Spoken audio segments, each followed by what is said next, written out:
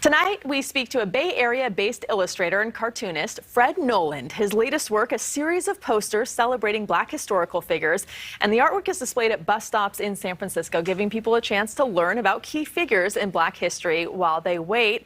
Fred is joining us tonight on NewsNation Prime. Thanks so much for being here. Absolutely. Thanks for having me. And congratulations on your new project.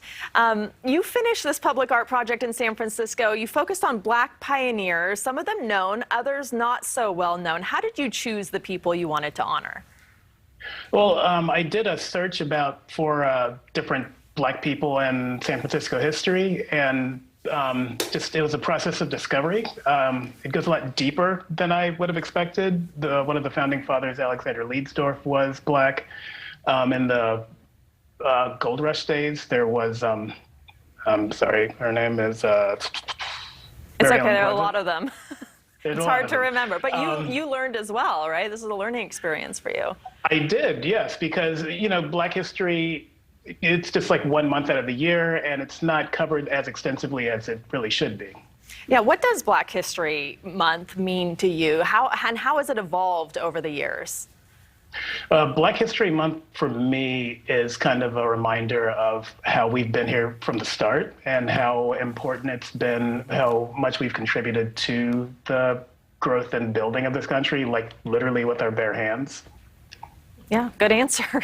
And talk about the medium, right? Because visual art, like a mural or a poster, drives home a message, and it educates in a way that maybe books don't or television doesn't. And especially with it's kind of a graphic novel-esque type presentation. So how do you think that reaches people who are walking by in the city in a way that other mediums wouldn't?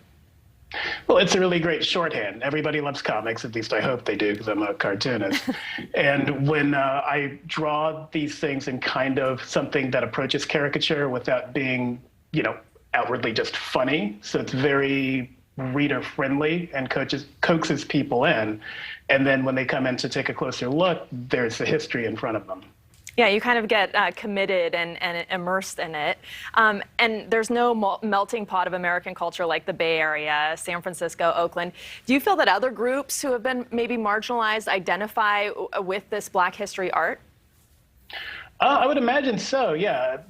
As you said, the Bay Area is one of the nation's most diverse places, and there's a large Filipino community in San Francisco. There's a large indigenous population, and I feel like this is an opportunity for everyone to think about how much more there is out there, like how much deeper our connections are and how much wider the range of people are in the Bay Area.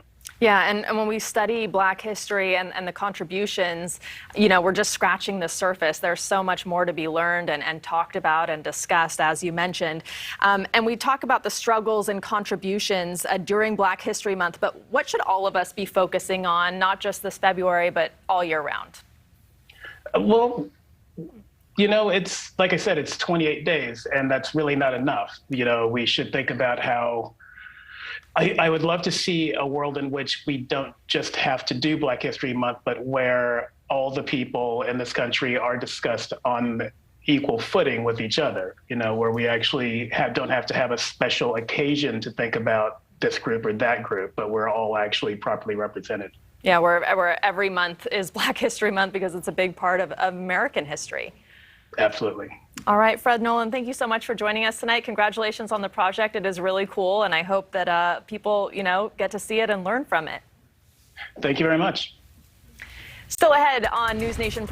Thanks for watching. Click the red subscribe button below so you can get more of NewsNation's fact-driven, unbiased coverage.